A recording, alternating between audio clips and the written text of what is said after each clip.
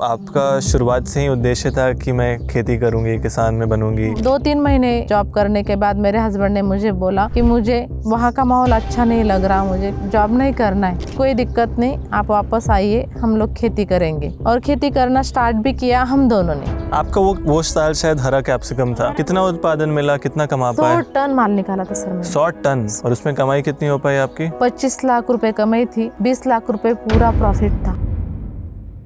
मैं उस महाराष्ट्र से हूँ। यहाँ पे अहिल्याबाई होळकर है, सावित्रीबाई फुले है, महासाहेब जिजाऊ है, आज भी द्रौपदी जी मुर्मू राष्ट्रपति लेवल पे है, तो लेडी किसान क्यों नहीं हो सकती? ऐसा आपको क्या एक्सपीरियंस था या क्या आपने बचपन में शायद देखा कि अगर मैं खेती करूंगी तो ट्रेडिशनल फार्मिंग नहीं, मुझे कुछ हाईटेक ही करना है? बचपन से मैं किसानी फैमिली से आई हूँ, तो मैंने देखा कि ये जो किसानी कर रहे हैं ना, वो मैन पावर ज्यादा लग रही है, वो थक जाते हैं। तो मैंने कहा ठीक है, मैं स्टार्ट तो करती हूँ, लेकिन मैं ट्रेडिशनल खेती नहीं करूंगी। मैंने पौधे जब से लगवाए तब से मैंने ड्रिप इरिगेशन लगवाया। दूसरी बात, स्प्रेइंग करना है तो हमें ब्लोअर से ही करना है, वहाँ पे हमारे मैन पावर कम लगी। तो मेरे फैमिली ने मुझे सपोर्ट किया और एक सफल किसान बन के मैं आपके सामने आज बैठी हूँ। मार्च 2020 में पहला लॉकडाउन लगा था। Farmers are bearing the brunt of the nationwide lockdown, with most crops left now to rot and die. Coronavirus continues to spread rapidly across India. Onion farmers in Maharashtra and grape farmers in Karnataka are the worst hit. Lockdown खत्म होके harvesting जब चालू हुआ, अचानक से market तेज हुआ। इतनी अच्छी फसल हुई और मुझे 20-22 से 25 लाख तक टमाटर हुई। आपने फेस किया है ये लॉस कभी? क्या था सर? कैसे? नमस्कार दोस्तों, स्वागत है आप सभी का एग्री टॉक के एक नए एपिसोड पे। आज हम हैं महाराष्ट्र के मालेगांव में, जहां हमने एक बहुत ही खास प्रोग्रेसिव किसान से मुलाकात किया है। हमारे आज के एपिसोड की मेहमान हैं भावना निकम मैम। भावना निकम मैम महाराष्ट्र की एक प्रोग्रेसिव फार्मर है, जिन्हें भारतीय सरकार ने भारत के टॉप 92 फार्मर्स में से नंबर 1 पे रैंक किया था। भावना निकम मैम ने अपना फार्मिंग का जर्नी ही पॉली हाउस और नेट हाउस से किया, और आज वो ओपन फील्ड में ऑर्चर्ड फार्मिंग कर रही है और अनियन का फार्मिंग भी कर रही है। आज के एपिसोड में हमने समझा है कैसे उन्होंने अपने जर्नी के स्टार्टिंग में पॉली हाउस और नेट हाउस फार्मिंग से बहुत अच्छी कमाई की थी, लाखों में कमाया था, लेकिन कुछ समय बाद ही अंगूर में उन्हें बहुत बड़ा नुकसान भी हुआ। हमें पोमोग्रेनेट फार्मिंग के बारे में भी समझाए कि कैसे इसमें एक बहुत बड़ा पोटेंशियल है यदि इसे आप सही प्रकार से करें, और सबसे ज़रूरी हमने उनके जर्नी और चैलेंजेस को समझाए। ये हमारे देश के कई प्रोग्रेसिव किसान में से एक है दोस्तों। हमने एग्रीकल्चर और किसानों के प्रॉब्लम के बारे में डिस्कस किया है और इसका क्या सोल्यूशन हो सकता है और सरकार का किस प्रकार का सपोर्ट चाहिए, वो भी हमने इस एपिसोड में पूरे तरीके से डिस्कस किया है। और यदि आप चाहते हैं कि भावना निकम मैम जैसी कई सारी कहानियाँ हम एग्री टॉक के प्लेटफॉर्म पर लाएँ, तो इस वीडियो को लाइक करिए, नीचे कमेंट्स में मुझे बताइए आगे बढ़ के आप कैसे एपिसोड्स देखना चाहेंगे, और हम वादा करते हैं कि उन एपिसोड्स को आप तक पहुँचाने के लिए हम पूरा मेहनत करेंगे। Presenting to you Bhavna Nikam ma'am, only on Agri Talk.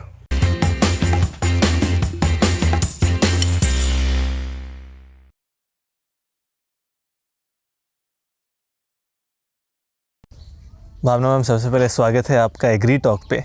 बहुत ही धन्यवाद कि आपने हमें आपके फार्म पर आने दिया। कैसे हैं आप? ठीक हूँ, मजे में। मैं स्टार्ट करना चाहूँगा एक बहुत ही इंटरेस्टिंग चीज़ आप कहे थे पॉडकास्ट ऑफ कैमरा कि 15 साल बाद एग्रीकल्चर सबसे बड़ा होने वाला है, सबसे ज़्यादा पोटेंशियल है खेती में। ये आपको क्यों लगता है? आप एक्सपीरियंस किसान हैं, तो आप ऐसा क्यों कह रहे हैं? चाहे दुनिया कितनी भी आगे जाए या साइंस कितना भी आगे जाए, सब कुछ डाउनलोड कर सकते, लेकिन भाकरी और चपाती डाउनलोड नहीं कर सकते। जो अनाज जो डाउनलोड नहीं कर सकती, वो खेत में उगानी है।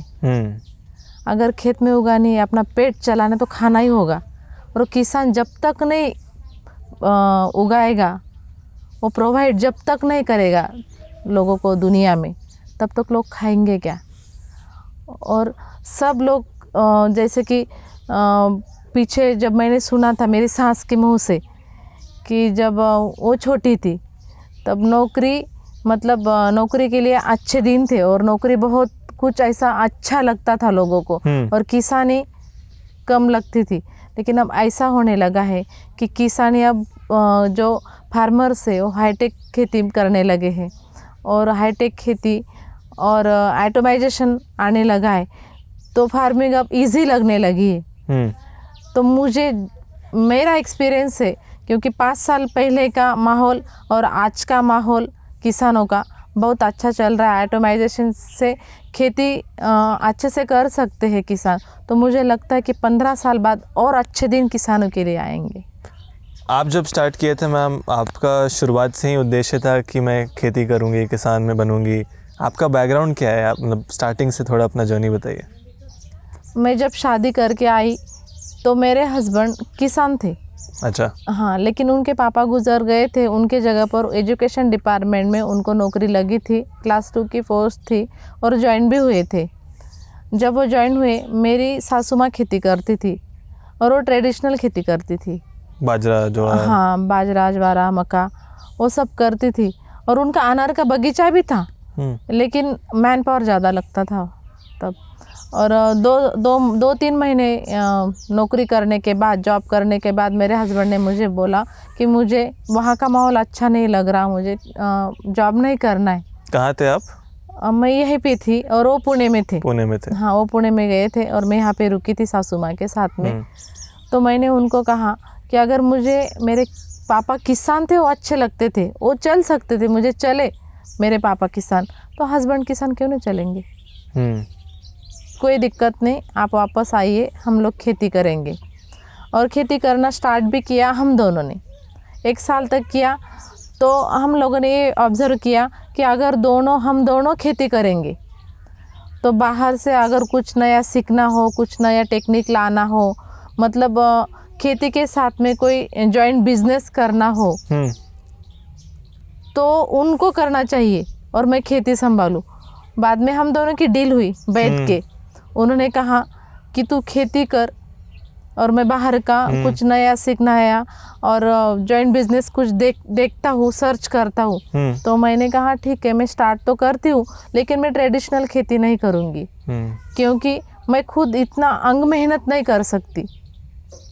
तो बोले कि हम लोग सर्च करेंगे, विज़िट करेंगे, जो सफल किसान हैं उनके वहाँ पे जाके देखेंगे और कुछ तो नया सीखेंगे और फिर बाद में डिसीजन लेंगे कि क्या करना है।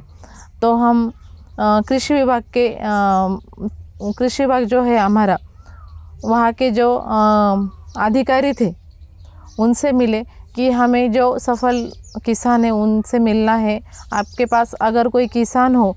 तो उन्होंने कहा अगर आपको देखना है तो हम आपको लिस्ट देंगे जो सफल किसान है, उनके फार्म पे आप विज़िट करिए और देखिए, आपको अगर कुछ नया सीखना हो, देखना हो तो करिए।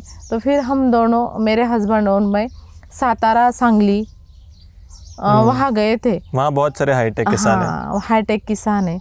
बारामती के एग्जीबिशन भी चल रहा था तब जनवरी में।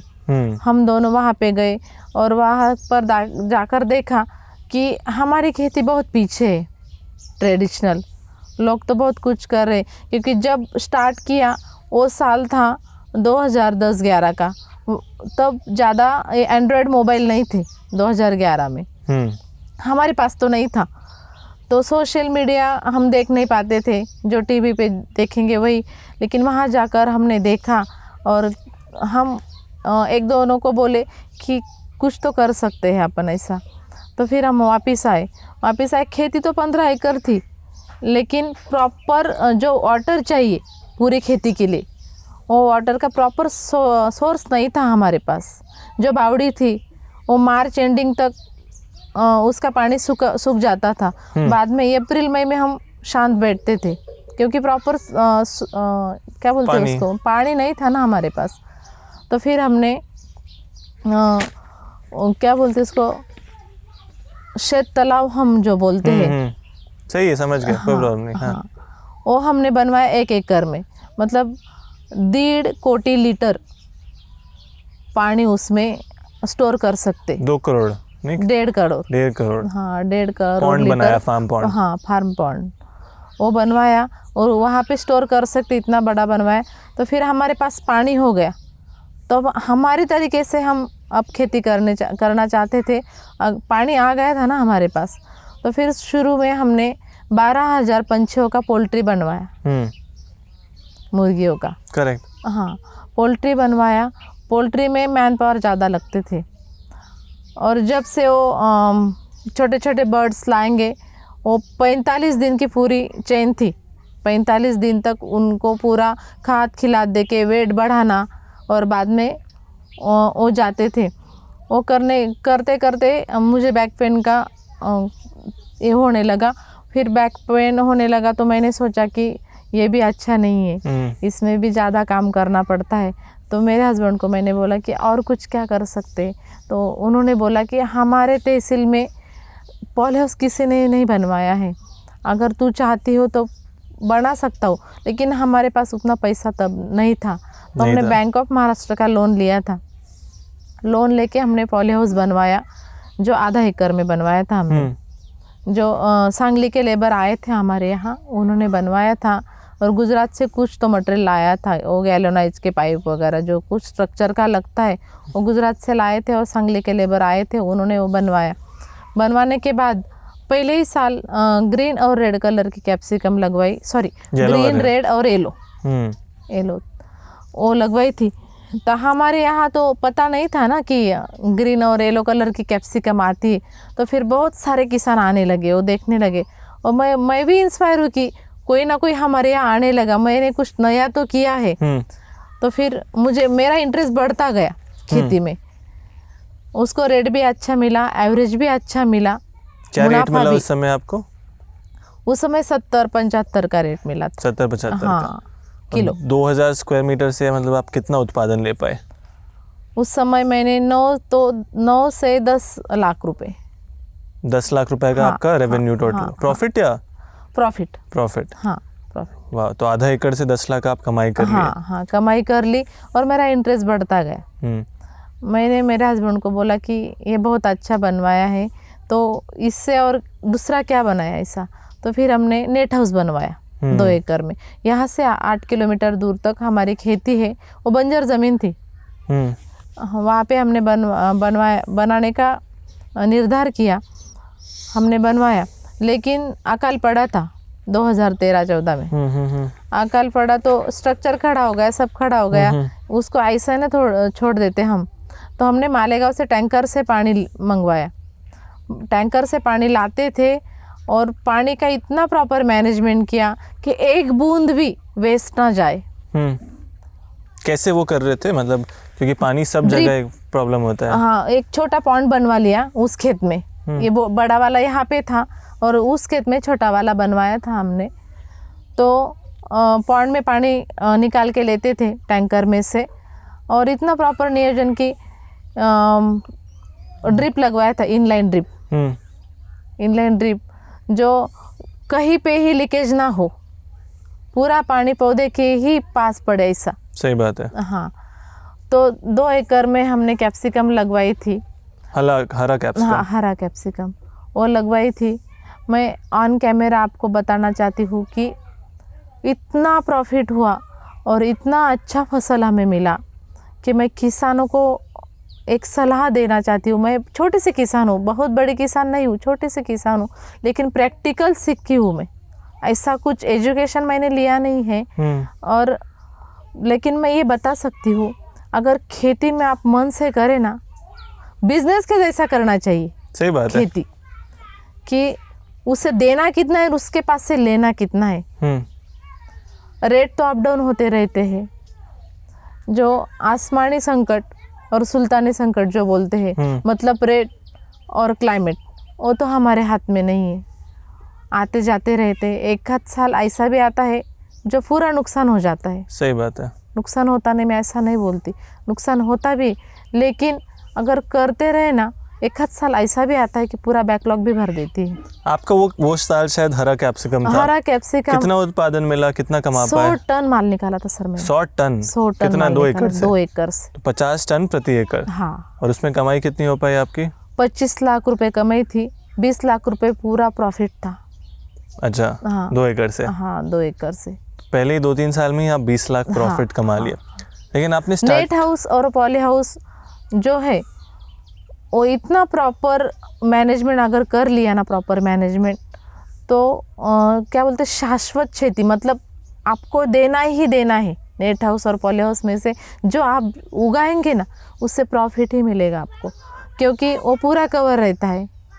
ज़्यादातर बाहर का क्लाइमेट का असर उसके अंदर होता ही नहीं है, पेड़ पौधों पर, वो फसल पर ज़्यादातर असर होता ही नहीं। और अगर उसका स्प्रेइंग और फर्टिगेशन का जो शेड्यूल है अच्छे से फॉलो कर लिया तो प्रॉफिट मिलता ही उसमें। एक दो चीज़ अब लोग के दिमाग में प्रश्न आ रहा होगा कि आप स्टार्ट किए ट्रेडिशनल खेती से, हाँ। ऐसा आपको क्या एक्सपीरियंस था या क्या आपने बचपन में शायद देखा कि बड़े होके आप सोचे कि नहीं अगर मैं खेती करूँगी तो ट्रेडिशनल फार्मिंग नहीं, मुझे कुछ हाईटेक ही करना है। ट्रेडिशनल और हाईटेक में वो क्या अंतर आपने देखा? बराबर सवाल है आपका। मेरे पिताजी, मेरी माँ, मेरे दादा दादी, मेरे मम्मी पापा वो खेती करते थे। वो किसानी फैमिली से मैं आई हूँ। वो जो काम करते थे ना, मैन पावर ज़्यादा लगता था। मतलब अगर पानी देना है, वो ड्रिप नहीं था उनके पास। सिंपल सा एग्जांपल मैं आपको देती हूँ। उनके वहाँ पे भी अनार थे उस समय, मेरे पिताजी के वहाँ। पानी देना है तो ड्रिप नहीं था, तो हाथ से पानी, ऐसा हिंदी में क्या बोलते मुझे पता नहीं, लेकिन हाथ से पानी जाता था, फावड़े से। फावड़े से, हाँ, वो पानी देते थे। मतलब उनको वहाँ पे मेहनत करनी थी, वो थक जाते थे। अगर फसल हार्वेस्ट करना है तो हार्वेस्ट करने के लिए भी दिन भर वो काम करते थे। तो मैंने देखा कि ये जो किसानी कर रहे हैं ना, वो मैन पावर ज़्यादा लग रही है, वो थक जाते हैं, मेहनत ज़्यादा है, मेहनत ज़्यादा लगती है, और उस हिसाब से कमाई नहीं है। हाँ, कमाई नहीं है। तो हाईटेक खेती में मैन पावर भी कम लगता है। ड्रिप इरिगेशन से मतलब पानी से स्प्रेइंग तक, अगर इसको स्प्रे करना है तो ब्लोअर से करेंगे। ब्लोअर से करना है तो मुझे, मेरा जो 2 एकड़ का प्लॉट है ना, उसको ब्लोअर से स्प्रे करने के लिए मुझे सिर्फ 40 या 50 मिनट लगते हैं ब्लोअर से स्प्रेइंग कर। और अगर हाथ से करना हो, पिस्टन से हाथ से करना हो, 2.5 से 3 घंटे लग जाते हैं। और टाइम भी ज़्यादा लगता है और थक भी जाते हैं ना। सही बात। सबसे बेसिक चीज़ किसानों के लिए संरक्षित खेती में या टेक्नोलॉजी में कि पहले ड्रिप इरिगेशन से स्टार्ट करो, उसके बाद मल्च लगाओ, फिर आगे बढ़ के टेक्नोलॉजी को इम्प्रूव करते जाओ। लेकिन एक और सवाल जो बहुत सारे लोग का आता है टेक्नोलॉजी को लेके कि स्टार्टिंग में थोड़ा महंगा होता है, पैसा चाहिए होता है। जैसे आपने भी बोला कि आपके पास वो पैसा था नहीं। कैसे किसान वो कदम उठाए, आप कैसे वो कदम उठाए कि मुझे बैंक लोन लेना है, सरकार का कुछ सपोर्ट था उसमें, आपने कैसे किया और बाकी किसान वो कैसे कर सकते हैं? अब छोटे छोटे किसान है और किसी को किसानी चालू करनी है तो हमारे पास इतना पैसा तो नहीं होता ना, बैंक बैलेंस किसान के पास। सही बात है कि वो निकाले और कुछ कर ले। ऐसा स्टार्टिंग तो थोड़े बहुत से ही करना है। प्लॉट छोटा लगवाइए, वहाँ से स्टार्ट करिए, ड्रिप्स लगवाइए।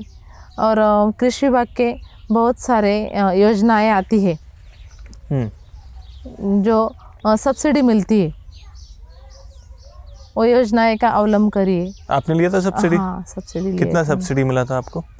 पॉली हाउस के लिए भी मिला था हमें और नेट हाउस के लिए भी मिला था। 30% पॉली हाउस को मिला था हमें और नेट हाउस को 50%, जो श्यामा प्रसाद मुखर्जी बोल के एक योजना चालू थी उसमें।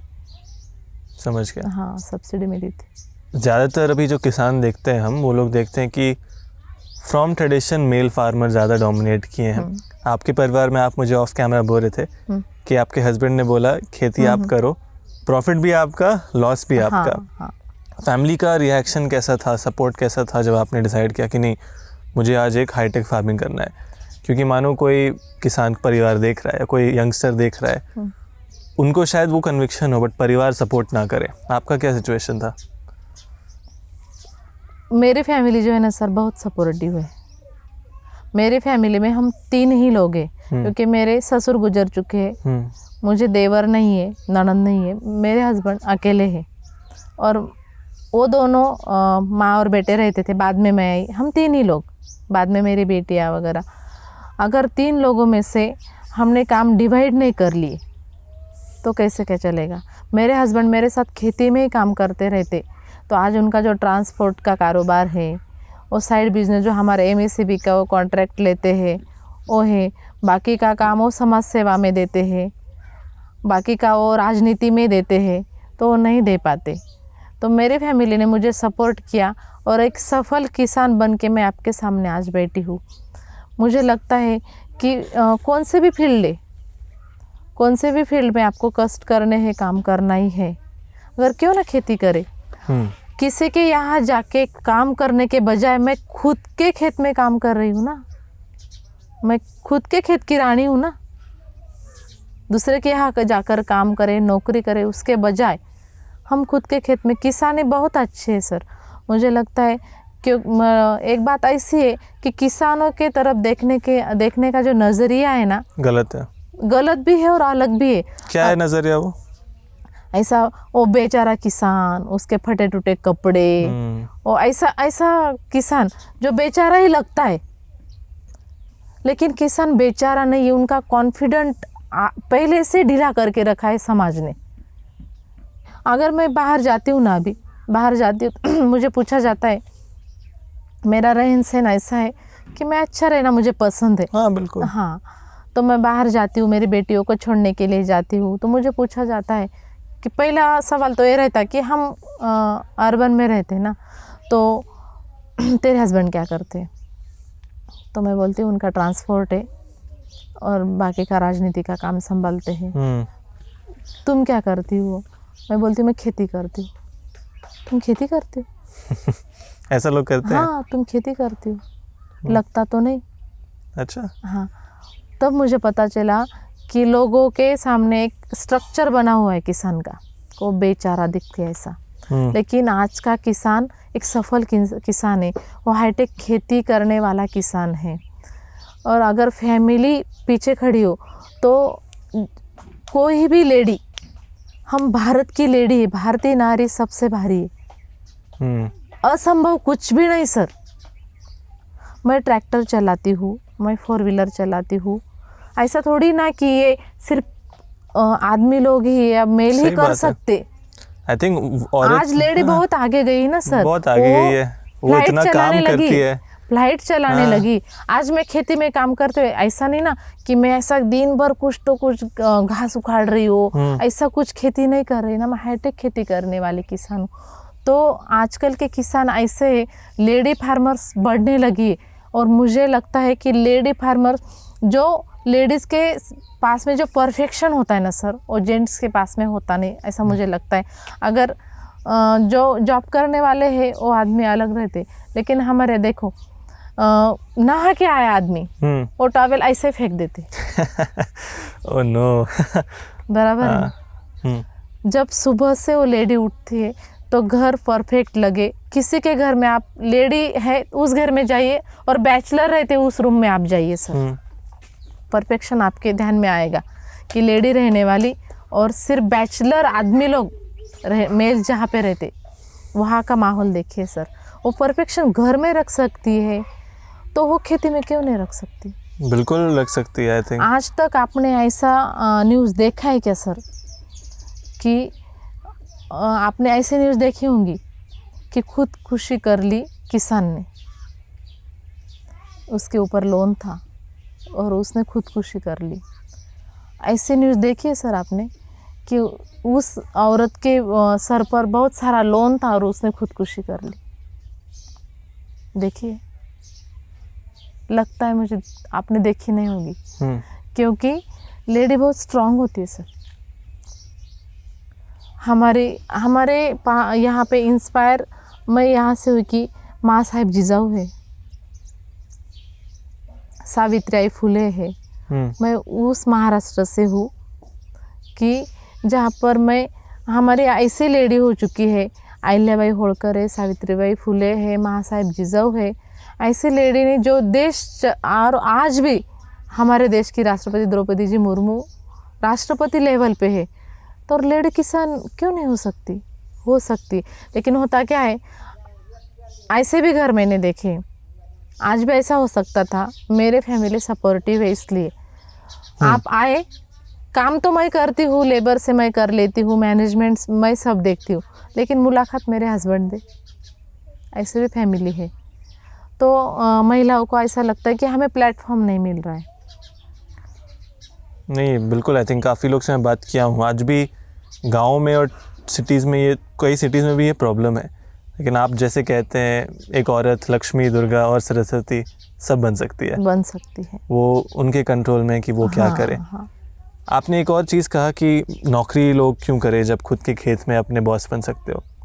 नौकरी में मैम मुझे गारंटी है कि महीने के एंड पे मुझे वो पैसा मिल जाएगा। मिल जाएगा। खेती में एक प्रकार से लोग को वो घबराहट भी होती है कि क्या इस सीज़न मिलेगा, अगर बारिश आ गया तो क्या होगा, बदलाव आ गया तो क्या होगा। जैसे आपने भी कहा हर साल इतना हरा हरा नहीं होता है, कभी कभी लॉस भी होता है। आपने फेस किया है ये लॉस कभी? किया था सर। कैसे? अंगूर लगवाए थे सर हमने, अंगूर थे तब 1-2 साल तो अच्छे हुए और उसके बाद मुझे एक्सपीरियंस मेरा बढ़ गया और मैंने एक्सपोर्ट क्वालिटी के अंगूर बनवाए सर। बाहर भेजना चाहते थे? बाहर भेजना चाहती थी, एक्सपोर्ट करना चाहती थी। अंगूर इतने अच्छे थे कि क्वालिटी बहुत ही अच्छी थी। और व्यापारी लोग आने लगे थे विज़िट करने के लिए, देखने के लिए, तो उन्होंने रेट लगवाया। 90 से रेट चालू हुए, 90 रुपये पर केजी। तो व्यापारी आने लगे थे 93, 94, लेकिन मुझे 100 प्लस रेट चाहिए था। तो 2-3 दिन मैंने वेट किया। उसके बाद एक व्यापारी आया जो 101 रुपये से मंगाया उसने।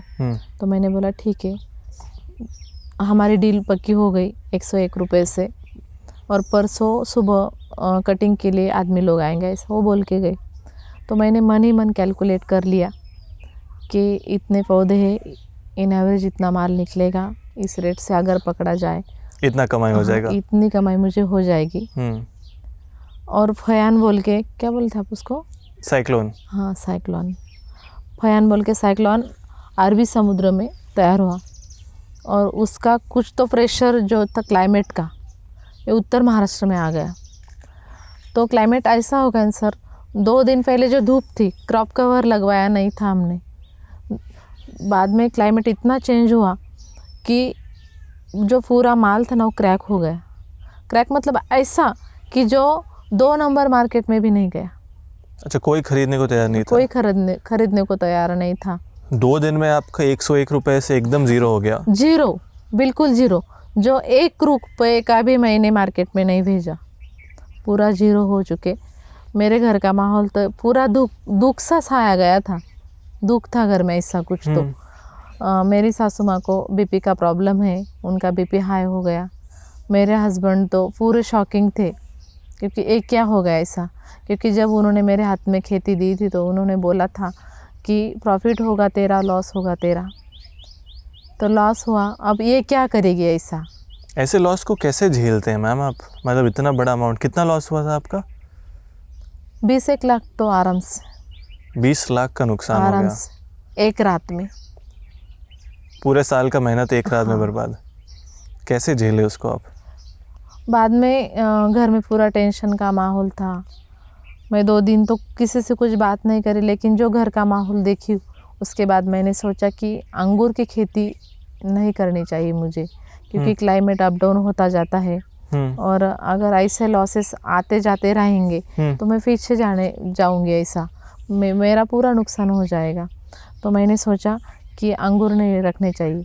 तो मैंने कुल्हाड़ी ली और अंगूर का बगीचा जो काटने के लिए मैंने चालू कर दिया। तो मेरे हस्बैंड मुझे बोला कि 1 साल में अगर नुकसान हो तो अगले साल प्रॉफिट होगा, तू रुक, उसे तोड़ मत। मैंने बोला कि अंगूर के पेड़ को अगर सोने के अंगूर भी लग जाए ना तो भी मुझे अंगूर का प्लॉट चाहिए ही नहीं। अच्छा, आपने मन बना लिया? हाँ, मन बना लिया। तो वो बोले कि ठीक है, तुझे जो करना, क्योंकि खेती तुझे करनी है। देख, फिर मेरा सलाह देने का काम था, क्या करना है तू देख ले ऐसा।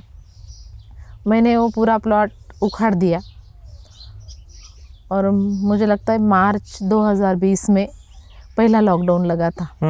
कोरोना स्टार्ट हुआ था, लॉकडाउन लगा, सब मार्केट वगैरह सब बंद था। तब बंद था और जो हमारे यहाँ काम करने वाले जो लोग थे वो रेसिडेंशियल यहाँ पे ही है। सही बात उनको है। मुझे काम देना था, लेकिन किसानें भी रुक गई थी, पूरी कंपनियाँ, पूरा देश ही रुक गया था। तब माहौल ऐसा था, पूरी तरह घबराहट छाई हुई थी। तो क्या करे। और जो बोलते हैं कि शांत मन शैतान का घर होता है। ऐसे मन में कुछ ना कुछ, क्योंकि लॉस इतना बड़ा था, घर में कोई किसी से अच्छे से बात नहीं करता था, सब टेंशन था, कोई खाना नहीं खाता था। तो मैंने सोचा कि खेती में कुछ तो किया जाए। मेरे हस्बैंड, मेरे घर वाले बोले कि तू पागल हो गई है क्या, पूरा देश रुका हुआ है, कोई कुछ नहीं कर रहा, लॉकडाउन लगा है, मार्केट वगैरह सब बंद है और तू क्या करने जा रही है। मैं बोली कि मुझे टोमेटो लगाना है, टमाटर की खेती करनी है। पहली बार मैंने टमाटर लगवाए, तो अंगूर निकाल के आपने टमाटर डाला। टमाटर लगवाए, क्योंकि किसी के यहाँ जाने को मना था, कोरोना का वक्त था, कोई किसी के वहाँ जाता नहीं था। मेरे लेबर लेके मैं कहाँ नहीं जाती थी, सिर्फ खेत में जाती थी।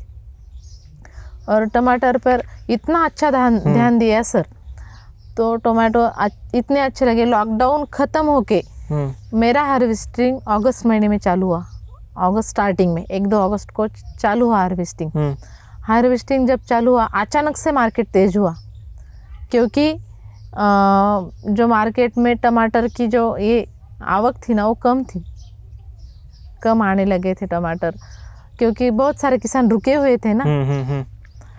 टमाटर जो एक कैरेट है 2000-2500 को जाने लगा।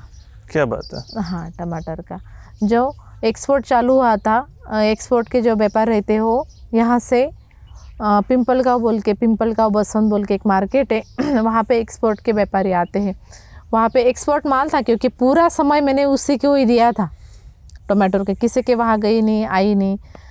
तो इतनी अच्छी फसल हुई, एवरेज भी बहुत अच्छा मिला, और मुझे 22 से 25 लाख तक टमाटर हुए। एक साल में 25 लाख? हाँ, एक साल भी नहीं सर, प्लांटेशन में एंडिंग में किया। हाँ। और हार्वेस्टिंग अगस्त में चालू हुई, मतलब जून, जुलाई, अगस्त, सितंबर, अक्टूबर, नवंबर तक 4 ही महीने चालू रहे। 4 महीने में आपने टमाटर से 25 लाख कमा लिया सर। हाँ, प्रॉफिट या टोटल? टोटल प्रॉफिट कितना हुआ? प्रॉफिट हुआ होगा ना 3-4 लाख रुपए। 3-4 लाख रुपए प्रॉफिट हुआ? नहीं, 3-4 लाख रुपए खर्चा, मेंटेनेंस का खर्चा, और बाकी सब प्रॉफिट। तो 20 लाख रुपए लगभग आपका। अगर एक पिकअप भर के दी ना सर यहाँ से मैंने टमाटर की, और पिकअप वाला वहाँ से 60 से 70 हज़ार रुपये एक दिन का लाता था। ऐसा हर दिन मेरी पिकअप भर के जाती थी। क्या बात है। तो मेरे घर वाले भी खुश हुए कि तूने अच्छा किया। तो मैंने बोला कि सब रुके हुए थे। मुझे तो ऐसा लगता है, जब बाकी के जो हमारे यहाँ मराठी में बोलते हैं की प्रवाहासोबत जाण्याऐवजी प्रवाहाच्या विरोधात चाला तुम्ही। जिस दिशा में सब बोल रहे हैं ऑपोजिट डायरेक्शन में आप जाओ। बट हिम्मत चाहिए होता है मैम उसके लिए, क्योंकि किसान एक बार लॉस कर लिया तो उसके बाद वो वापस रिकवर कैसे करे। ऐसा नहीं ना कि खेती में कि हर साल अपने ही मन जैसा हो। क्या खेती में पैसा है आपके हिसाब से? पैसा है ना सर, हमारी मेहनत जो है ना वो वेस्ट नहीं जाती। मैं तो उसके माँ बोलती हूँ, हमारे यहाँ माँ ही बोलती है, खेती माँ है वो भूखे नहीं मरने देती सर, भूखे मरने ही नहीं देगी। लेकिन खुद करना चाहिए, खुद देखना चाहिए। पेड़ पौधे बोलते सर अपने से बात करते हैं सर। अगर 2-4 दिन मैं खेत में नहीं गई ना, और अगर मैं गई ना, गाड़ी लगवाती हूँ खेत में, तो मुझे ऐसा लगता है कि वो ऐसे मुरझा गए। उनको ऐसा टच किया ना सर कि बहुत अच्छा लगता है, मुझे भी लगता है, और मुझे लगता है कि उनको मुझसे मिलके वो खुश हो गए। पेड़ ऐसा होता है सर। तो आप कह रहे हैं अगर करो तो एवरेज में प्रॉफिट हो जाता है। होता है। एक साल लॉस हुआ, अगले साल प्रॉफिट, तो 3 साल के एवरेज में हो जाता है। कितना प्रॉफिट हो सकता है? आपका सबसे ज़्यादा क्या अर्निंग रहा है खेती से? जो भी मैं ये इसलिए कहना चाह रहा हूँ क्योंकि कई सारे लोग को नौकरी में शायद मिल जाए, कुछ मिल जाए, तो खेती नौकरी का कैसा होता है सर, आजकल तो क्लास 1 क्लास 2 ऐसी नौकरी हो, ज़्यादा पेमेंट वाली हो, तो नौकरी करने में मज़ा है। 10, 15, 20 हज़ार में नौकरी करने में मज़ा ही नहीं सर, क्योंकि महंगाई इतनी बढ़ चुकी है। तो कैसे क्या करेंगे? और दोनों कमाने वाले हो तो बड़े शहर में रहना है, तो खुद का घर चाहिए। अगर रेंट में लेंगे, रेंट कितना होता है, दूध कितना महंगा होता है, पूरा का पूरा अगर एवरेज निकाले तो नौकरी में से क्या रहता है? अच्छे से नौकरी वाला पूरे ज़िंदगी में कर क्या सकता है मालूम है सर? अच्छा सा घर बना सकता है और बच्चों की पढ़ाई कर सकता है। उसके बजाय वो कर क्या सकता है? लेकिन ऐसे किसान, अगर आपको टाइम होता तो मैं आपको ऐसे किसानों को मिलने के लेके जा सकती हूँ कि जो किसान 1 साल में 1.5 करोड़ 2 करोड़ का मुनाफा कमा रहे हैं सर। कितने ज़मीन से? ज़मीन भी ज़्यादा रहती है, लेकिन अनार की ऐसे खेती ना सर, वो कल्प वृक्ष है हमारा। अनार का मार्केट बहुत ज़्यादा अप डाउन नहीं होता सर। ज़्यादातर जैसे किसान कि प्याज का और नकदी फीको का जो होता है ना, उसका होता है अप डाउन, लेकिन अनार का नहीं होता। अगर एक खराब अनार भी ना सर, अभी हार्वेस्टिंग हो चुकी है, वो बचे कुछ खराब अनार पेड़ को है, इसको तोड़ के भी अगर मैं मार्केटों को भेजूँ ना, 600 तो 700 रुपये कैरेट आज भी जाएगा सर। अच्छा, आज भी जाएगा रिटर्न माल।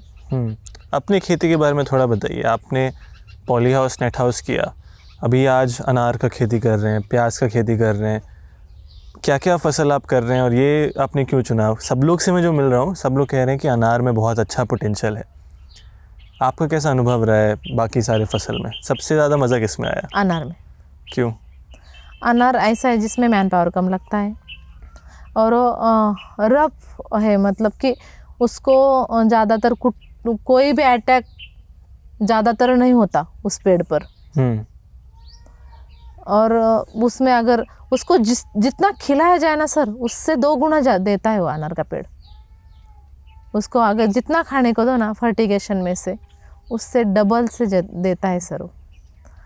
अनार का खेती मुझे अच्छा लगा, क्योंकि आज तक मैंने नेट हाउस का खेती किया, पॉली हाउस का किया, अंगूर का किया, लेकिन अब अनार की खेती मैंने अनार की खेती अभी बढ़ाई है, तो अनार की खेती में ज़्यादा अर्निंग है सर। कुल कितना ज़मीन है मैम आपके पास? 15 एकड़। 15 एकड़, और इसमें अभी लगभग ज़्यादा अनार कर रहे हैं। हाँ, और प्याज ज़्यादा भी। अनार मतलब 13 एकड़ तो अनार लगा चुकी हूँ। 2 एकड़ अभी, और जब मैं ऑफ कैमरा आपको, मेरे हस्बैंड भी आपको बोले कि वो टिश्यू कल्चर का, वो सिंगल खोड़ पद्धति की जो नया टेक्निक आया है, उसका एक आइडियल प्लॉट बनाना चाहते हैं हम लोग। अच्छा, हाँ, बढ़िया। तो आपने पॉली हाउस में भी खेती किया है, नेट हाउस में भी किया है, ओपन फील्ड में भी किया है। किस किसान को किस प्रकार का खेती करना चाहिए, क्योंकि ये बहुत ज़रूरी चीज़ है। आप पॉली हाउस किए, वहाँ आपको अच्छा रिज़ल्ट मिला। हाँ। नेट हाउस किए, वहाँ अच्छा रिज़ल्ट मिला। अभी अनार कर रहे हैं, आपको शायद अच्छा रिज़ल्ट ही मिल रहा है। तो कैसे कोई किसान बयान करे कि मेरे लिए सही प्रकार का खेती और टेक्नोलॉजी कौन सा है? मेहनत करे तो कौन सी भी खेती में हाँ, प्रॉफिट है सर। मेहनत करनी चाहिए, प्रॉपर जिसका शेड्यूल फॉलो करना चाहिए, उसको क्या चाहिए क्या नहीं चाहिए, और खेती किस प्रकार की है, मतलब काली मिट्टी वाली है, रेड मिट्टी वाली है, कौन से प्रकार की है, उसके ऊपर निर्भर करता है कि वो खेती कौन से प्रकार की खेती करनी चाहिए। ऐसा समझ गया। तो अनार सब जगह नहीं हो पाता है? हो पाता है, लेकिन जितनी क्या बोलते हैं उसको, सूखी ज़मीन हो ना, बंजर ज़मीन हो, उसमें अनार अच्छा थे। समझ गया। अभी आप पॉली हाउस, नेट हाउस अभी नहीं कर रहे? अभी 2 साल ब्रेक लेना चाहती हूँ मैं, क्योंकि ज़मीन में निमेटेड का ये हो चुका था मिट्टी को, और मेरी बेटी अभी बड़ी होने लगी है, उनको क्लास, स्कूल, इसके लिए मैंने, और नेट हाउस, पॉली हाउस का स्ट्रक्चर तो अभी खड़ा है, नेट और वो पॉलीथीन का पेपर मैं निकाल के रखी हूँ। 2 साल तक मेरी बेटी भी बाहर निकल जाएगी स्कूल में से, कॉलेज के लिए, वो सेल्फ कर सकती है सब बाद में। फिर बाद में मैं अंगूर भी लगाना चाहती हूँ, क्योंकि अंगूर की अभी वैरायटी चेंज हो चुकी है। जब हमारे वहाँ थे तब वैरायटी 1-2 ही थी, लेकिन अब ऐसी वैरायटी आई है कि अगर बाग फैल भी गए तो बाद में वो पकड़ सकते हैं। और एक ऐसी रफ वैरायटी लाए है कि जिसका क्लाइमेट का ज़्यादातर असर उसके ऊपर नहीं होता है, वो क्रॉप कवर लगा सकते हैं, जो ग्रेप कवर करके आ रहा है। हाँ, तो करना चाहती हूँ सर मैं। कौन से किसान को मैम पॉली हाउस और नेट हाउस लगाना चाहिए और किसको नहीं लगाना चाहिए? क्योंकि ऐसे बहुत सारे, अगर आप हिस्ट्री में देखें हमारे देश में, ज़्यादातर पॉली हाउस सक्सेसफुल नहीं हो पाते हैं। उसके कई सारे कारण हैं, मैं उस इंडस्ट्री से हूँ तो मैं काफ़ी एनालाइज करता हूँ। बट आप एक किसान हैं, आपको खेती का अनुभव है, किस प्रकार के किसान को पॉली हाउस लगाना चाहिए और किसको नहीं लगाना चाहिए? पहली बात तो ये कि जो नुकसान, मतलब लॉस और प्रॉफिट दोनों सह सके ना, उस किसान ने खेती करनी चाहिए, उस आदमी ने खेती करनी चाहिए, क्योंकि हर साल हमारे मन जैसा नहीं होता, अप डाउन होता रहता है, पहली बात। दूसरी बात कि अगर छोटे किसान हैं, मतलब कि 5 एकड़ के अंदर के जो किसान हैं, उन्होंने फ्रूट की खेती करनी चाहिए सर। 5 एकड़ वाले? हाँ, फ्रूट की खेती करनी थी। क्यों? जो मशीनरीज है वो मशीनरीज वो खरीद नहीं सकता। पॉली हाउस का जो स्ट्रक्चर खड़ा करना है उसके लिए जो पैसा लगता है वो कम खेती वाला छोटा किसानों कर नहीं सकता, और बैंक का कर्जा लेके वो उसमें सफल हो अगर ना हो बैंक का कर्जा तो उसे फेडना ही है ना सर। पर आपने तो किया था ना मैम। मेरी तो मेंटेलिटी ऐसी थी ना सर, बनी थी कि मुझे खेती ही करनी, मुझे लॉस भी हुआ और प्रॉफिट भी हुआ तो मुझे खेती ही करनी है।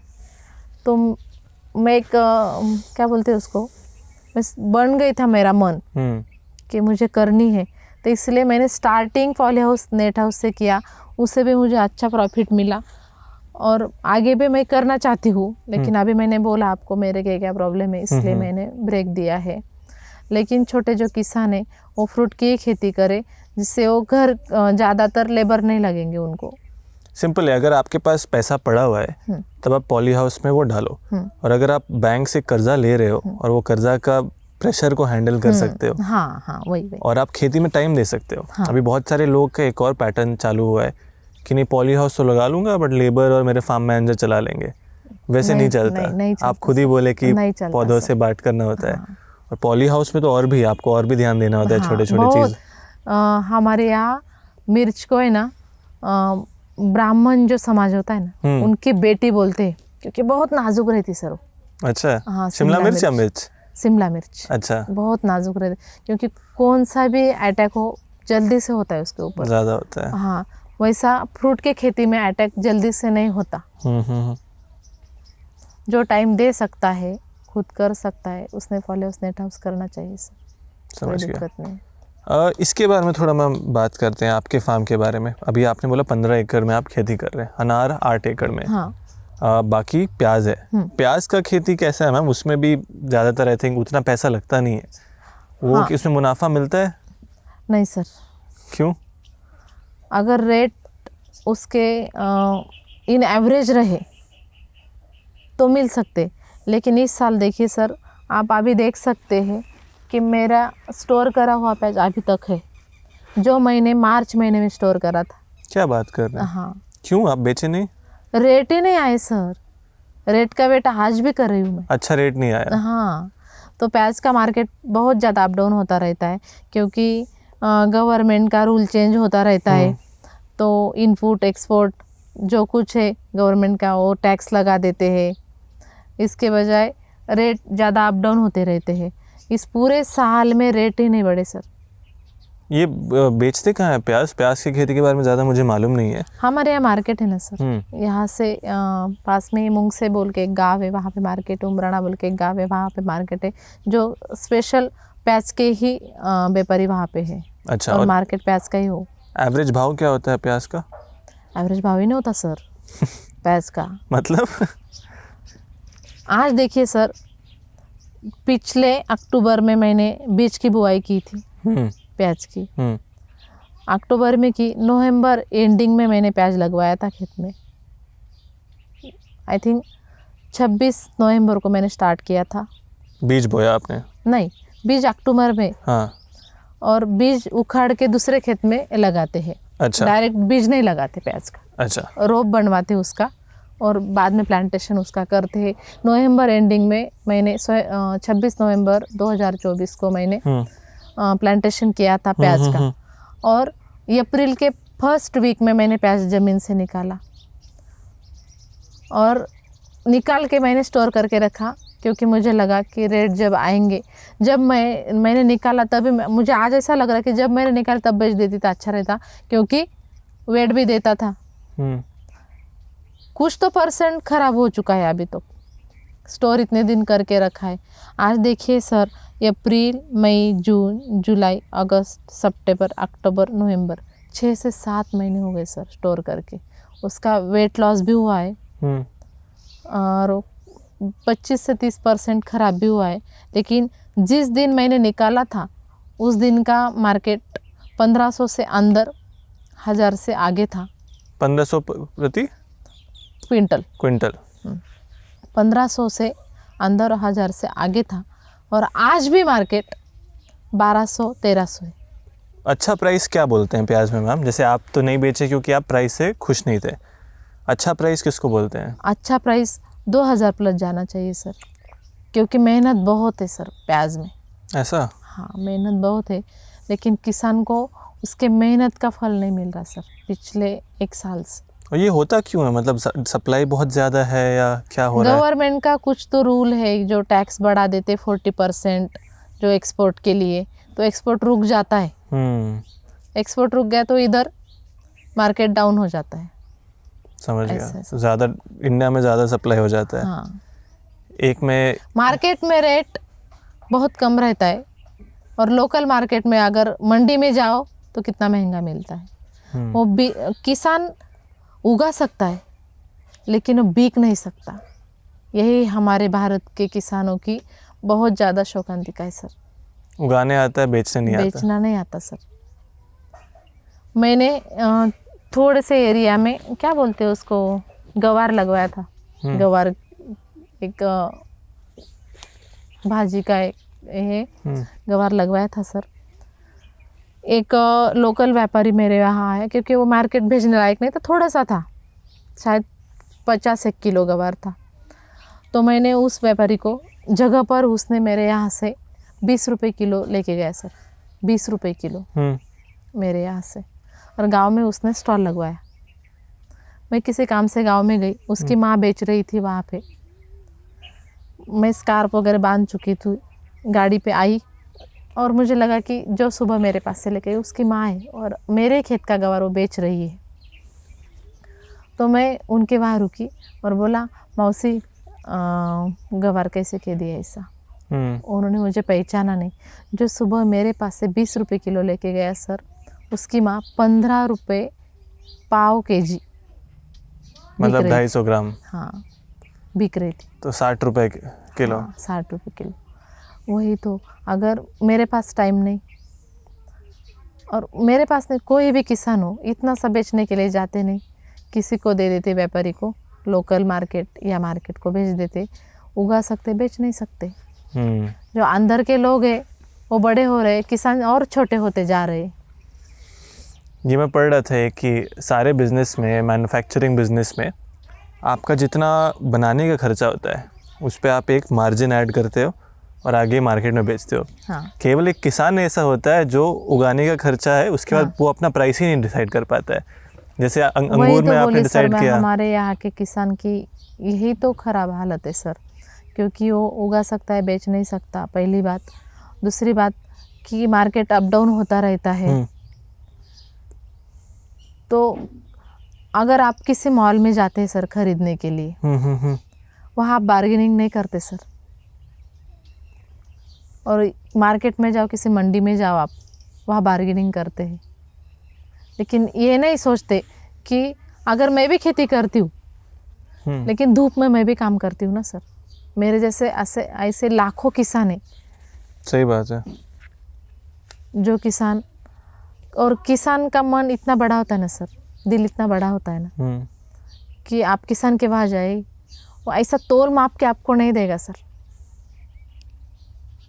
लेके जाओ, इतना बड़ा दिल उसका, किसान का होता है। लेकिन हमारी भारतीय अर्थव्यवस्था ऐसी है, क्या मालूम, मेरी तो इतना अभ्यास मेरा नहीं है सर, लेकिन एक कि गवर्नमेंट ने किसानों की तरफ ध्यान देना चाहिए सर। किस प्रकार को, मानो आप सरकार से आज बात कर रहे हो, हमारा कहना ये नहीं सर कि हमारे ऊपर जो कर्जा है वो माफ़ कर दिया जाए, क्योंकि हमारे किसान लोग ऐसे होते हैं ना सर, वो कष्ट करने, मेहनत करने के लिए तैयार होते हैं। तो एक बार आप कर्जा ये कर देंगे सर, माफ़ कर देंगे, लेकिन बाद में हमें अगर रेट नहीं मिला और आसमानी कोई संकट आ गया तो फिर अगर हमें नुकसान आया और हमें कर्जा उठाना ही है, हर साल तो गवर्नमेंट हमारा कर्जा नहीं माफ़ करेंगे ना सर। लेकिन हमने जो उगाया है, हमारी जो फसल है, उनके लिए एक ऐसा रूल बनना चाहिए कि उनके रेट फिक्स कर दिए जाए सर। रेट फिक्स करने चाहिए। हमें कर्ज माफ़ी नहीं चाहिए, रेट फिक्स करने चाहिए। मार्केट चाहिए। हाँ, मार्केट चाहिए। तो उसके ऊपर ही इतने ज़्यादा रूल गवर्नमेंट ने लगा दिए तो किसान के लिए थोड़ा कठिन हो जाता है सर मार्केटिंग करना। आई थिंक वही हो फंस जाता है किसान की, भाव नहीं मिलता है, कहाँ बेचूं। अभी अनार सबका मार्केट ये कैसा होता है, क्योंकि इसमें आप कह रहे हैं अच्छा रेट मिलता है, प्रॉफिट मिल जाता है, मार्केट है, तो इसका मार्केट सेट है? हाँ, मार्केट सेट है। कहाँ बेचते हमारे हैं? वहाँ पे बनारस, कलकत्ता, दिल्ली के व्यापारी रहते हैं जो खेत में आके यहीं से लेके जाते सर, खेत में से। मतलब गया। इसके लिए मार्केट ढूंढने की हमें ज़रूरत नहीं, व्यापारी हमें ढूंढते हुए आते हैं यहाँ पे।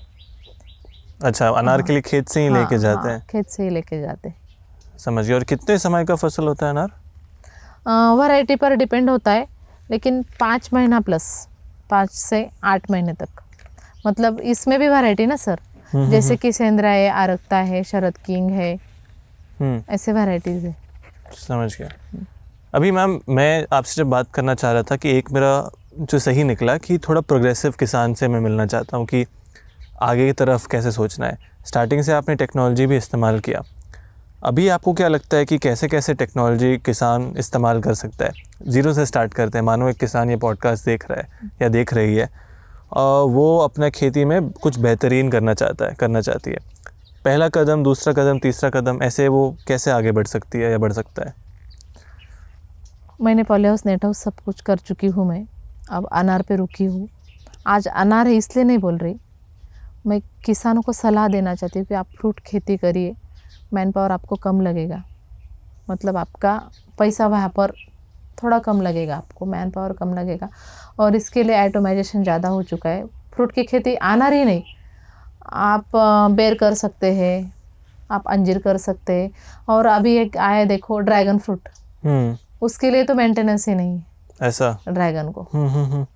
तो ऐसे खेती करिए जिससे आपको टेक्नोलॉजी आप यूज़ कर सकते हैं और मैन पावर कम लग सकती है। और इसका क्लाइमेट का असर ज़्यादातर वेजिटेबल्स पे ज़्यादा होता है, फ्रूट खेती पर ज़्यादा नहीं होता है। किस प्रकार का? अभी आप फ्रूट खेती का ही बात करते हैं, क्या क्या टेक्नोलॉजी ऐसा यूज़ कर रहे हैं यहाँ पे, थोड़ा समझा सकते हैं किसानों को? मैंने पौधे जब से लगवाए तब से मैंने ड्रिप इरिगेशन लगवाया। सबसे बेसिक टेक्नोलॉजी। हाँ, बेसिक।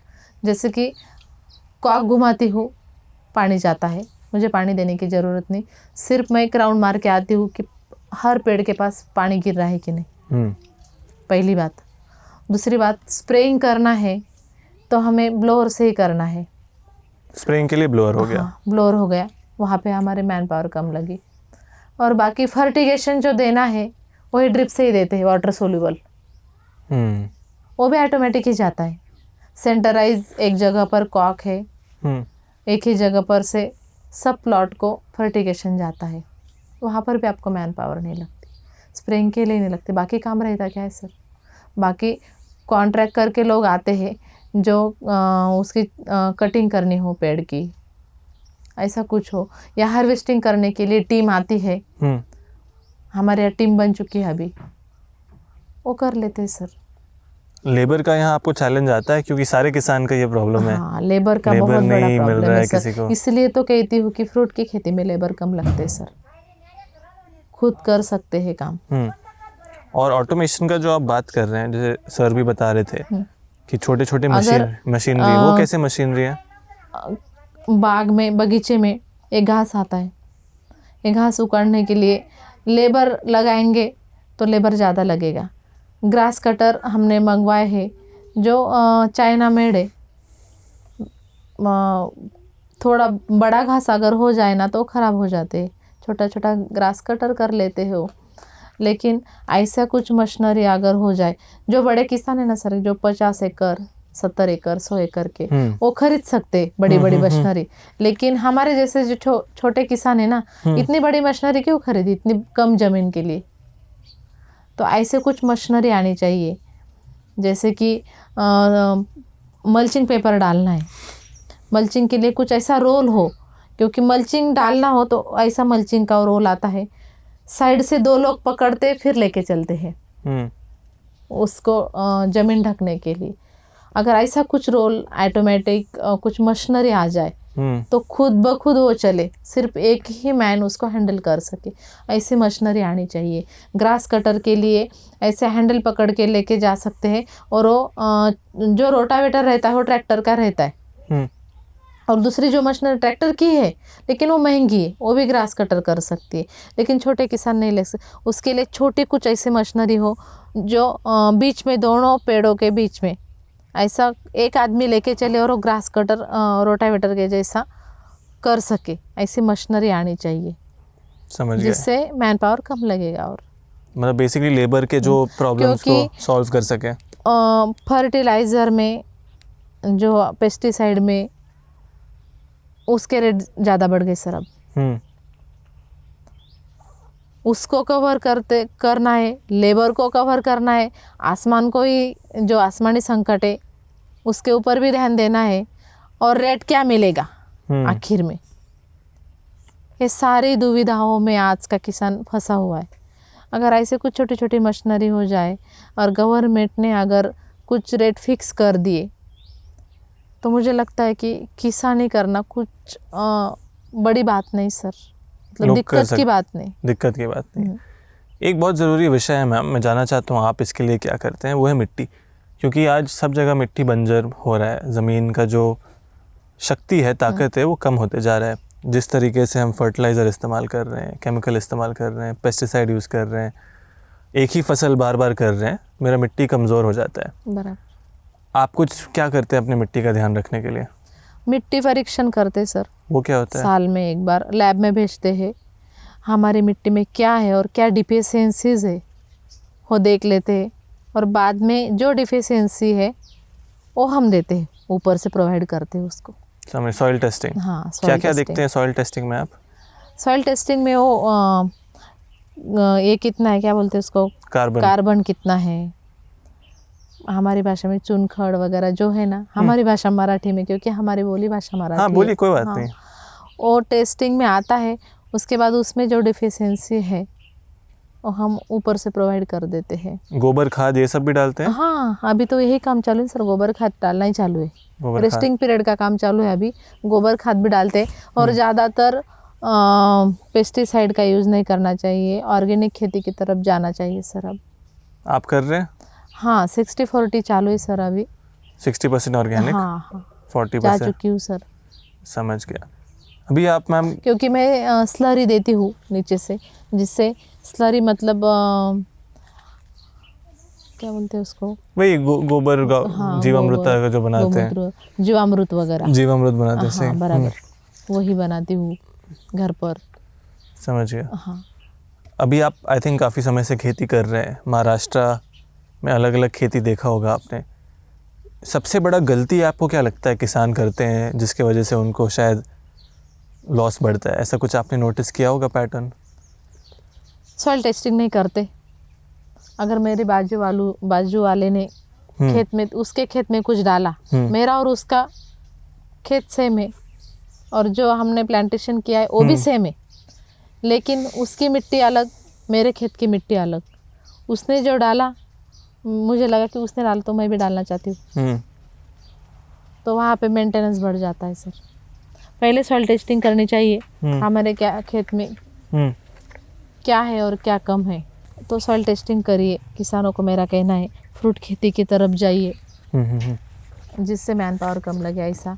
और पेस्टिसाइड जो आपको खरीदनी है उसका पूरा स्टडी करिए, क्योंकि आजकल बेचने के लिए सब बैठे। लोग उल्लू भी बनाते हैं। हाँ, उल्लू भी बनाते हैं। जैसे क्या क्या होता है इसमें, समझाइए।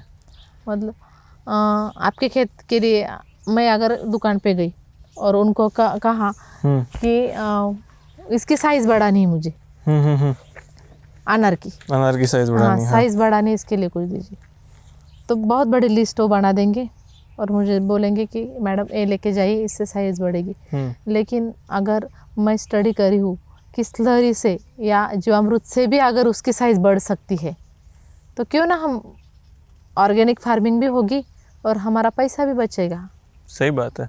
हाँ ठीक है। study करना इसी प्रकार जो हम मल्चिंग का देखते हैं, हाँ अभी बहुत सारे सस्ते मल्च खरीदने के चक्कर में लोग हाँ वो मल्च दे दें जिसके थ्रू पूरा लाइट चलता है, लाइट चलता है। तो उसमें कोई फायदा नहीं होगा आपकी फसल बराबर को। बराबर वो वैसा भी है। मल्च चूज करो जिसके थ्रू लाइट स्टडी वही तो स्टडी करना चाहिए कि बेटर क्या है, ब्रांड कौन सा है। उसके बाद क्योंकि अगर दुकान में जाए हमें जो चाहिए, मैं 2 दिन पहले दुकान में गई थी, एक दुकान में मुझे जो प्रोडक्ट जो चाहिए था वो मुझे मिला नहीं, तो उन्होंने कहा कि इसके लिए और ये है, ये लेके जाइए मैम। तो मैंने बोला कि नहीं, मैं दूसरे दुकान पे जाके देखती हूँ, अगर मुझे मिल जाता है तो मैं देखती हूँ। फिर मैं दूसरे दुकान पे गई और मुझे जो चाहिए था वो मैं लेके आई। ऐसे और नहीं देखना चाहिए, जो आपको चाहिए, जिसकी ज़रूरत है वही खरीदे। क्योंकि पेस्टिसाइड आज GST मिला के उसके रेट बहुत बढ़ गए सर। किसानों के लिए हर दिन चैलेंज है, रेट का चैलेंज, रेट का चैलेंज है, क्लाइमेट का चैलेंज है, लेबर का चैलेंज है। लेबर के जो चार्जेस है वो बढ़ चुके हैं और काम का लेवल जो है वही है ना सर। ऐसा थोड़ी ना कि चार्जेस अगर 200 से 500 तक चले गए और उस लेबर को इस 2 हाथों के बजाय और 2 हाथ आ गए, काम उतना ही हो पाता है। काम उतना ही हो पाता है ना सर। ये सब चैलेंज के बावजूद मैम आप आज खेती कर रहे हो और ये भी कह रहे हैं कि अच्छे से करो तो पैसा मिलेगा। आज के दिन में आपका खर्चा निकल पाता है, खेती से प्रॉफिट आ पाता हाँ है? सर, हाँ कुछ उदाहरण दे सकते हैं इफ़ यू डोंट माइंड? आपके पास 15 एकड़ है ज़मीन, 15 एकड़ ज़मीन में आपका कैसा रेवेन्यू हो पाता है, कैसा खर्चा मिल पाता है सारे फसल मिला के? एक एक फसल का नहीं जाएंगे। उदाहरण आपने दिया कि प्याज में आज पैसा नहीं कमा रहे हैं, लेकिन आज अनार की खेती में आप शायद कमा लेंगे। प्याज में प्रॉफिट नहीं कमाया लेकिन लॉस भी नहीं हुआ सर।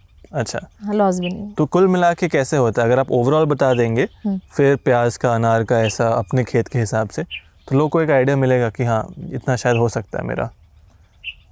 समझ लो आज मेरा 3 एकड़ का प्लॉट मैंने हार्वेस्ट किया है अनार का, 3 एकड़ का, जिसका मैंने शुरू जनवरी में किया था, पिछले साल जनवरी में किया।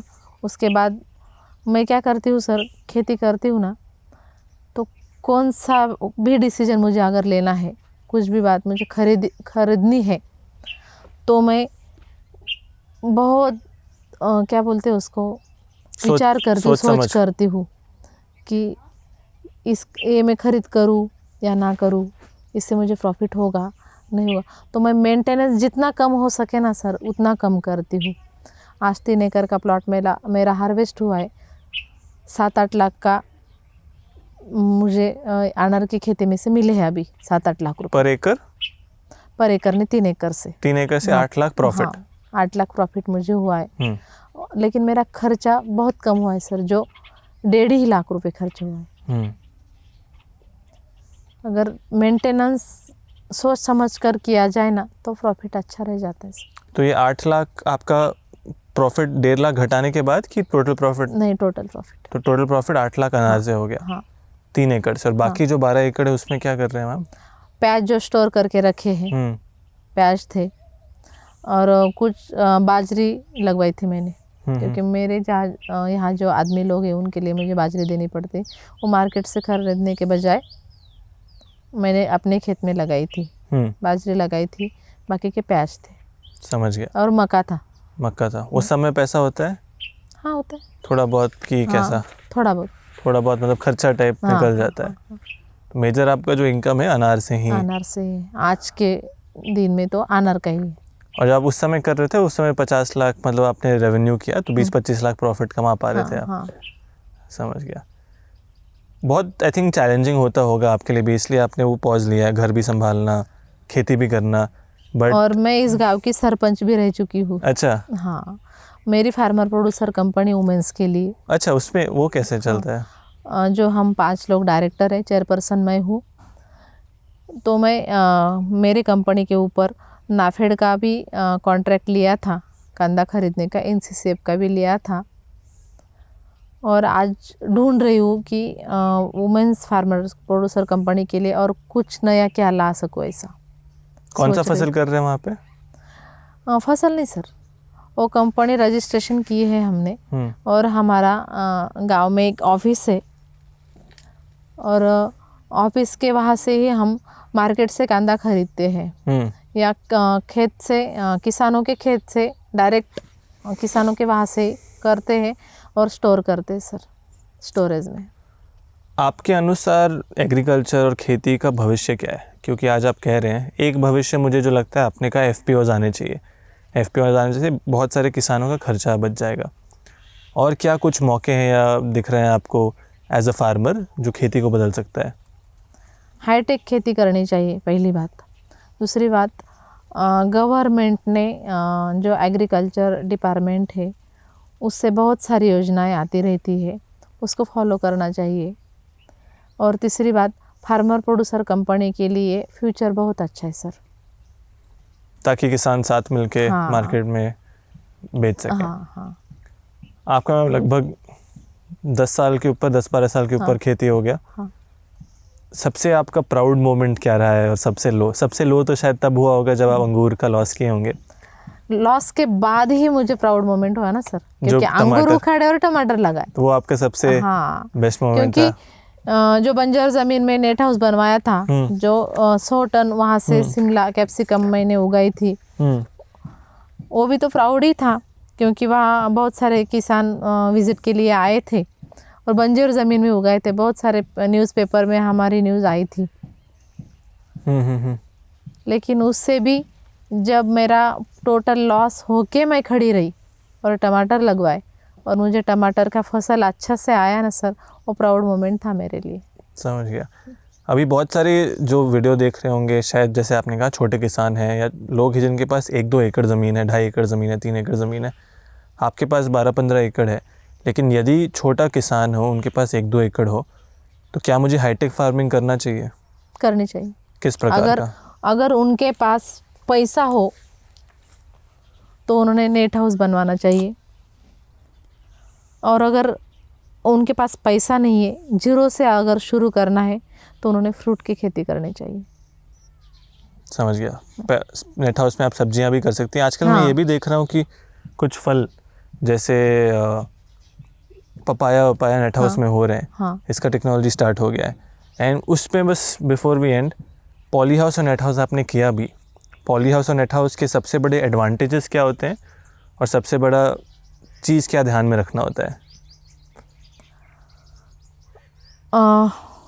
वाटर मैनेजमेंट ध्यान में रखना होता है। ध्यान में रखना होता है। क्या अलग होता है ओपन फील्ड के तुलना में? अगर पानी ज़्यादा भी जा चुका ना, धूप से वो सूख जाता है जल्दी से। ओपन फील्ड में? हाँ, ओपन फील्ड में। वैसे नेट हाउस पॉलिस में पानी ऑब्जर्व नहीं करता। अगर पानी ज़्यादा हो गया तो उसके रूट खराब होने लगते हैं पौधों के। तो water management, basically water management ही ध्यान में रखना चाहिए। उसके बाद में उसके ऊपर ऐसा सर्वे रखना चाहिए कि जिससे थ्रिप्स माइट्स का अटैक ज़्यादा रहता है कैप्सिकम में। और वो थ्रिप्स इतना बारीक होता है सर कि वो ऐसे आँखों को दिखता नहीं है सर। वो देखना पड़ता है फसल को एकदम ध्यान से। नहीं तो मेरा एक सिंपल टेक्निक था कि ग्लास जो होता है मोबाइल का, उसके ऊपर ऐसा अगर डाल दिए ना, ऐसा, तो दिखते माइट्स दिखते हैं, थ्रिप्स दिखते। थ्रिप्स, माइट्स और वायरस, ये 3 कैप्सिकम में, और वाटर मैनेजमेंट, बाकी कुछ नहीं सर। और सबसे बड़ा एडवांटेज मतलब सबसे बड़ा मतलब आपको उससे लाभ क्या मिलता है पॉली हाउस में? कि उत्पादन एक तो बढ़ जाता है नेट हाउस में, और क्या कुछ होता है ऐसा ओपन फील्ड की तुलना में?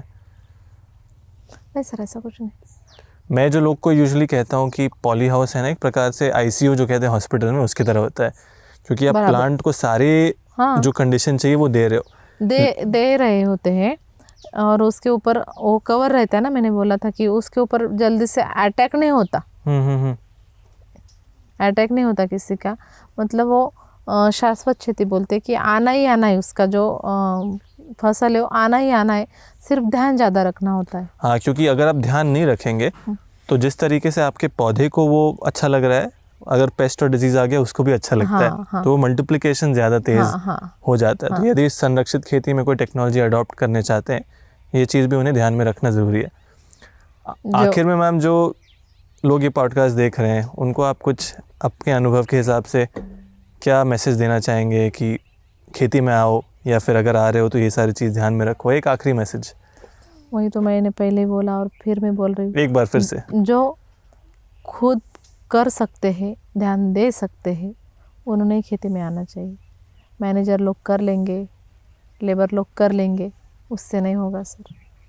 खुद से अगर आप टाइम दे सकते मराठी हो। में हमारे यहाँ बोलते हैं की उंटावरून शेळ्या हाकायच्या नसतात।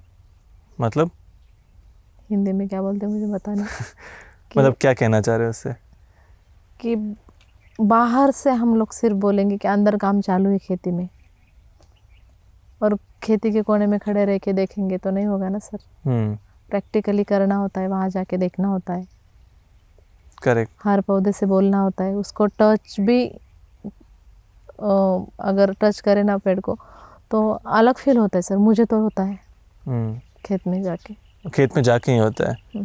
Thank you ma'am. सबसे पहले मैं आपको कहना चाहूँगा कि आई एम श्योर जिस प्रकार जब आप शिमला मिर्च स्टार्ट किए थे बहुत सारे लोग आए आपके फार्म में, ठीक उसी प्रकार अभी आप अनार कर रहे हैं और लोग आएंगे, कल आप कुछ नया करेंगे, क्योंकि एक जो जर्नी और स्टोरी से लोग रिलेट कर पाते हैं। बराबर। And as a family, as a mother, as a female आपने काफ़ी कुछ किया है, उसके लिए आपको बहुत बधाई हो। Thank you. एंड आगे बढ़ के जो भी आप करेंगे, I wish you the best, क्योंकि ज़रूरत है हमें, ज़्यादा फीमेल्स का ज़रूरत है, हमें ज़्यादा यंगस्टर्स का ज़रूरत है।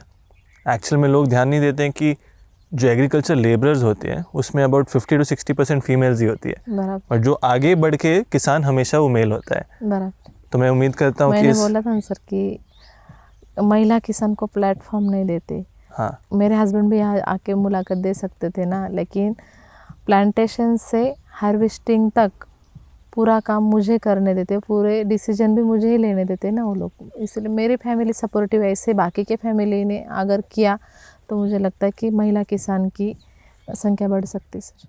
आपके शायद खेती के लिए मैम बहुत सारे पुरस्कार, रिकग्निशन आपको मिले हैं। मैं घर में आया तो सबसे पहले वही देखा कि दीवार पे कई सारे हैंगिंग्स थे। तो कैसा लगता है यूजुअली जब ये रिकग्निशन दिया जाता है? काफ़ी मेहनत और स्ट्रगल रहा है इसके पीछे। सबसे ज़्यादा मतलब क्या रिकग्निशन मिला है आपको?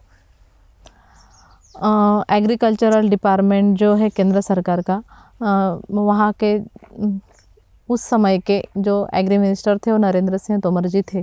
तब उन्होंने भारत भर से जो लेडी फार्मर्स है उनका सर्वे किया था, जो प्रोग्रेसिव फार्मर्स है उनका सर्च किया था और उनका डाटा भी मंगवाया था। और भारत भर के लेडी फार्मरों में से 92 महिलाएं चुनी गई और 92 महिलाओं में से फर्स्ट नंबर मेरा आया था, मोस्ट प्रोग्रेसिव फार्मर। हाँ, मोस्ट प्रोग्रेसिव फार्मर में से। बहुत बढ़िया।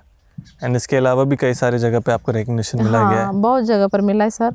और अभी गवर्नमेंट ऑफ महाराष्ट्र का जो राजमाता जिजाऊ पुरस्कार रहता है उसके लिए मैं वेटिंग में हूँ सर।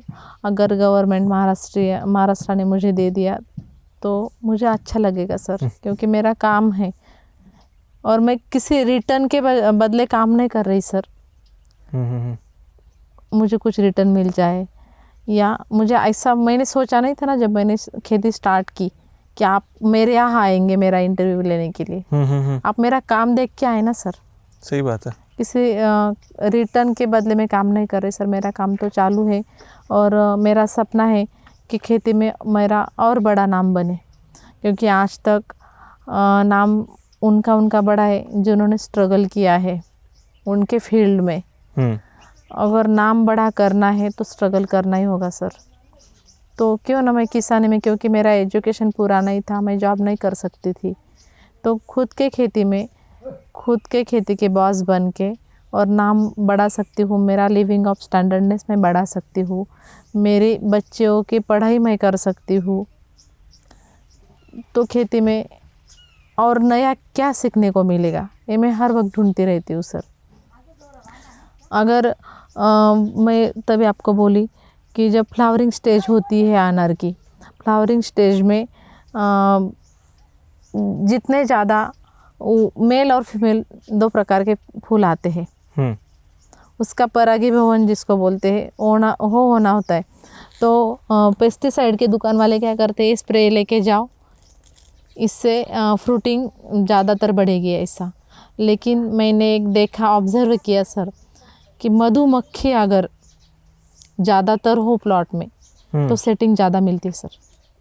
पॉलिनेशन में हेल्प होता है। हाँ, पॉलिनेशन में हेल्प होता है। तो वो स्प्रेइंग से ज़्यादा स्प्रेइंग से 100 गुना ज़्यादा मधुमक्खी से होता है। तो मैं मधुमक्खियों की पेटियाँ भी लाती हूँ, उसका पालन भी करती हूँ, उसको रखती भी हूँ प्लॉट में। हाँ, फ्लावरिंग के समय। फ्लावरिंग के समय में। करेक्ट, ये मैंने पढ़ा है कि बी कीपिंग से जो हाँ, पॉलिनेशन हो हाँ, वो काफ़ी बेहतर और वो होता है। फ्रूट स्ट्रांग भी रहता है और साइज़ में ही फ़र्क रहता है सर, जो मधुमक्खी से पॉलिनेशन हुआ है वो। आपका ये भी सपना है क्या कि बड़ा गाड़ी बंगला ये सब खरीदने का मन होता है या? सर जब मैं शादी करके आई ना, तब एक छोटा घर था, एक घर नहीं था सर हमारा, एक छोटा घर था। मेरी सासू माँ, हमारे पास एक 2 व्हीलर थी। आज जो लिविंग ऑफ स्टैंडर्डनेस है हमारे पास 4 व्हीलर है, ट्रैक्टर है और 2 व्हीलर है, सब कुछ है सर। घर गाड़ी बंगला सब कुछ हो चुका है।